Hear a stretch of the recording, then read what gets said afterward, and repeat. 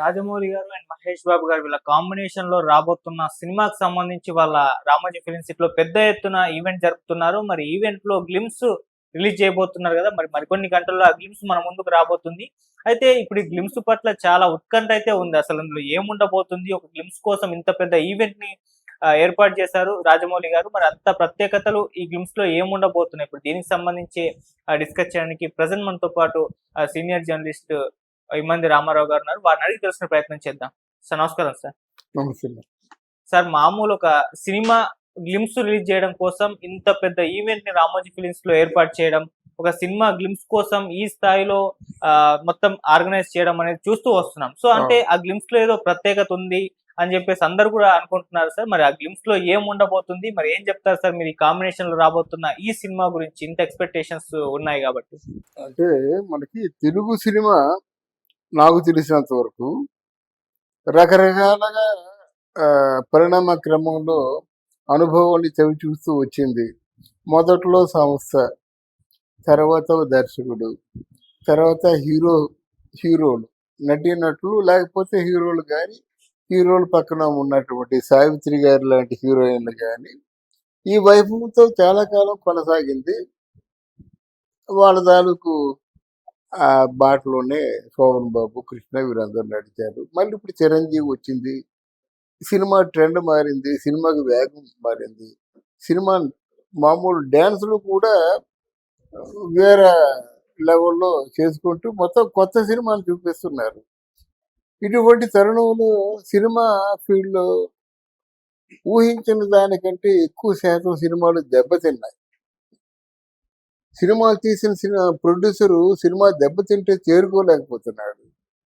అప్పుడు ఆచితూచి అడుగేయవలసినటువంటి సందర్భం సినిమా ఫీల్డ్కి వచ్చింది. ఆ వచ్చిన క్రమంలోనే రాజమౌళి లాంటి దర్శకులు మనకి తారసపడ్డారు. రాఘవేంద్రరావు గారు ఏదో సీరియల్ చేస్తున్నటువంటి ఒక చిన్న కుర్రాడు, ఆయన మెదడులో ఇంత గొప్ప ఆలోచనలు ఉంటాయని రాఘవేంద్రరావు గారికి కూడా తెలియదు. అప్పటికి రాఘవేంద్రరావు గారిని చాలా మంది తెలియదు. షోమెన్ ఆఫ్ టాలీవుడ్ అనేవారు. అక్కడ బాలీవుడ్లో షోమెన్ ఆఫ్ బాలీవుడ్ అని రాజ్ కపూర్ని అనేవారు అన్నమాట. షోమెన్ అంటే ఏమిటంటే ఆయన షో చేసుకోవడం కాదు, సినిమాకు ఒకటువంటి సర్వాంగ సుందరంగా సినిమాని తీర్చిదిద్దడం, అది షోమెన్షిప్ అంటే. అటువంటి రాఘవేంద్రరావు గారి తాలూకు ఆ ఆనవాయితీని కూడా దాటి ఇది నా స్కూలు అన్నాడు రాజమౌళి. అదృష్టం బాగుండి 8 సినిమాలు ఎన్నో తీశారు. 8 సినిమాలు కూడా వరుసగా ఒకదాన్ని మించిన హిట్ ఒకటి అయిందన్నమాట. ఈరోజు రాజమౌళి అంటే talk of the trade, not only the trade from India, trade from all over world అన్నమాట. దాంతోనే ఆస్కార్లు గీస్కార్లు వీళ్ళందరూ రావడం, వెంటబడడం జరిగింది. ఇక్కడ మీరు బాగా గమనించినట్టయితే ఇంకా 2 years వ్యవధి ఉంది. అయితే ఈ 2 సంవత్సరాల్లో MB29 అనేటువంటి పిక్చరు ఆయన చూపించినటువంటి విజువల్స్ కానీ, ఇమేజెస్ కానీ, ఇంకేమైనా వాట్ ఎవర్ యూ కాల్, అదేదో ప్రేక్షకులకి కొత్తదనాన్ని చవి చూపిద్దాం అనుకున్నటువంటి రాజమౌళి తాలూకు కోరిక భగ్నం అయింది. ఎవరు సినిమా చూసి ఓహో అనేవాళ్ళు ఎవరు లేరన్నమాట. ఏంటి ఇలా ఉంది, మహేష్ బాబు ఏమిటి, ఏదో పెద్ద సెటప్ అక్కడేమో దాన్ని సెట్టింగ్స్ ఇవన్నీ ఉంటాయి కదా, జూనియర్ ఆర్టిస్టు ఒక వైభవంగా ఉంటుంది అది మామూలుగా. ఈవెన్ త్రిపుల్ కూడా 3000 మంది జూనియర్ ఆర్టిస్టుల మధ్య ఏమో రామ్ చరణ్ ఫైటు, ఇలాగే ఏదో అంటే సంథింగ్ అన్యూజువల్ సీన్స్, సన్నివేశాలు, ఎక్స్పీరియన్సెస్ ఉంటాయి అనుకున్నటువంటి ప్రేక్షకులకి, ముఖ్యంగా నా బోటి ప్రేక్షకులకి ఏముంది మహేష్ బాబు మామూలు అంటే హెయిర్ పెంచాడు అంతే. ఇప్పుడు ఎక్స్ట్రాడినరీగా మార్పు చెందినటువంటి సందర్భాలు ఏమి లేవు. చేతిలో కుక్క పిల్ల లాంటి సింహం పిల్ల, దాన్ని అలాగే మామూలుగా సవరదీయడం, ఇవన్నీ నాకు ఎందుకు అసలు ఏమిటి వాట్ ఎవర్ యూ కాల్. అసింహం అంటే దాన్ని మనం ప్రాపర్టీ అంటాం. సినిమాలో ఉపయోగించేటువంటి ప్రధానమైన అంశాన్ని మనం ప్రాపర్టీ అంటాం. ఆ ప్రాపర్టీ సంథింగ్ అన్యూజువల్ యాక్షన్ చేయాలి, అప్పుడే ఉండాలన్నమాట. అది ఒక క్లైమాక్స్తో ముడిపడడం, కథలో ఉన్నటువంటి పర్టికులర్ ఏదో ఒక మలుపు, కీలకమైన మలుపుకి ఆ ప్రాపర్టీ ఉపయోగపడాలన్నమాట. మరి అది ఏం చూపిస్తారో తెలియదు, కానీ మొత్తానికి ఏంటి, మామూలుగా షైర్కి అంటే షికారికి వెళ్ళినట్టుగా సింహం పిల్లతో షికారికి వెళ్తున్నాడు అనమాట.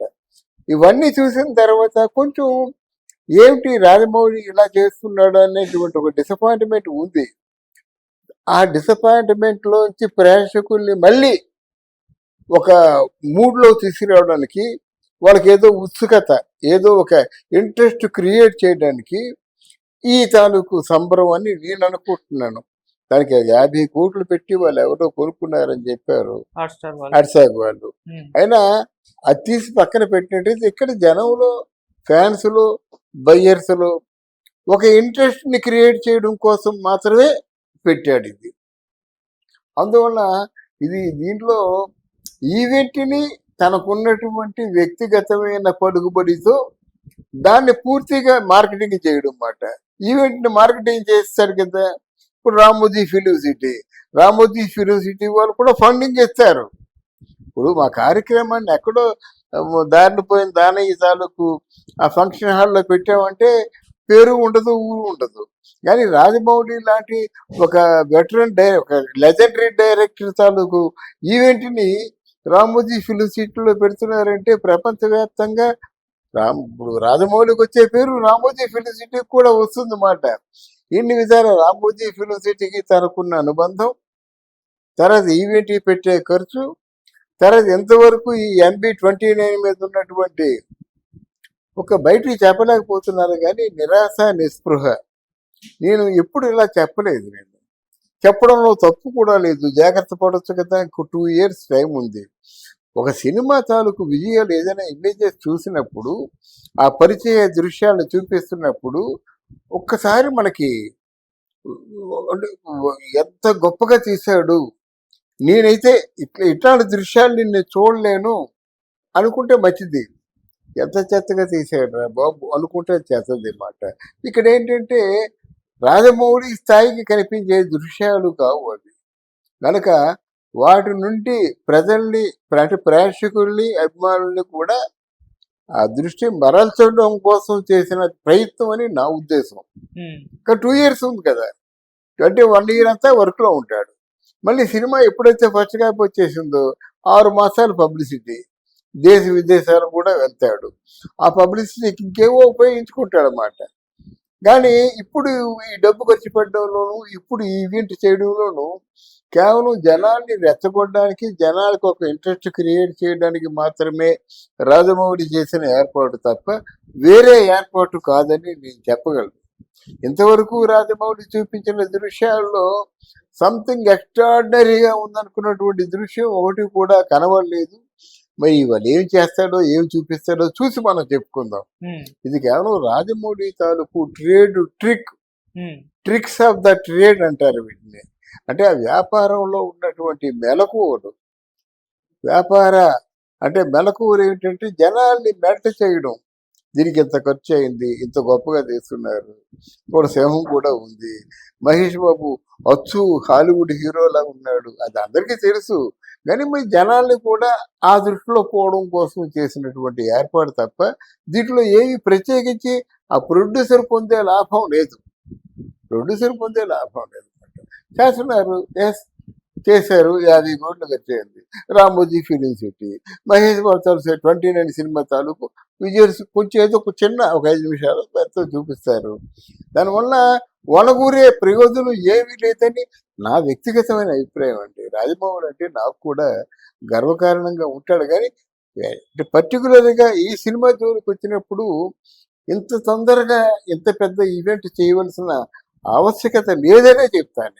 ఈ సినిమాని 120 కంట్రీస్ లో రిలీజ్ చేయబోతున్నారు. సో ఎక్కువ లాంగ్వేజ్ లో రిలీజ్ చేయబోతున్నారు. మరి వాటన్నిటి కూడా తీసుకెళ్లాలంటే ఇప్పటి నుంచే సినిమా జరుగుతున్న నేపథ్యంలో తీసుకెళ్తే బాగుంటుందా? ఇంత పెద్ద ఈవెంట్ చేస్తున్నట్టు అనుకోవచ్చు సార్. ఎవరు తెలుసండి ఫస్ట్ కాపీ ఎలా వస్తుందో మీకు తెలుసా? అలాగైతే ఓజీ కూడా ఇక ప్రపంచవ్యాప్తంగా ఓజీ తప్ప ఇంకో సినిమా వినబడదని చెప్పారా? మరి పవన్ కళ్యాణ్ కూడా అలాగే చెప్పాడు కదా, ఎక్కడికి వెళ్ళినా ఓజీ ఓజీ అంటే నాకు మోదీ మోదీ అని అనిపించింది, ఓజీ అని అనిపించలేదు. జనం పిచ్చెక్కిపోయారు కదండి. But who told? ఎవరు చెప్పారు? ఎవరు ఎక్స్పెక్ట్ చేయగలరు? సినిమా ఫస్ట్ కాపు వచ్చిన తర్వాత కదా మనం చూస్తాం. అందువల్ల ఎప్పటి నుంచి వాళ్ళు కేవలం వాళ్ళ తాలూకు ప్రొడ్యూసర్గా నిలబడడానికి, మార్కెటింగ్లో ఒక ఇంట్రెస్ట్ని క్రియేట్ చేయడానికి, రాజమౌళి ట్రేడ్ వర్గాల్లో ఒక ఇంట్రెస్ట్ని క్రియేట్ చేయడానికి, సంథింగ్ అన్యూజువల్ ఎక్స్పీరియన్సెస్ని జనాలకి దగ్గర చేయడమే రాజమౌళి తాలూకు ఆలోచన అని నా ఉద్దేశం. Thank you so much. Thank you అమ్మా, థ్యాంక్ యూ వెరీ మచ్.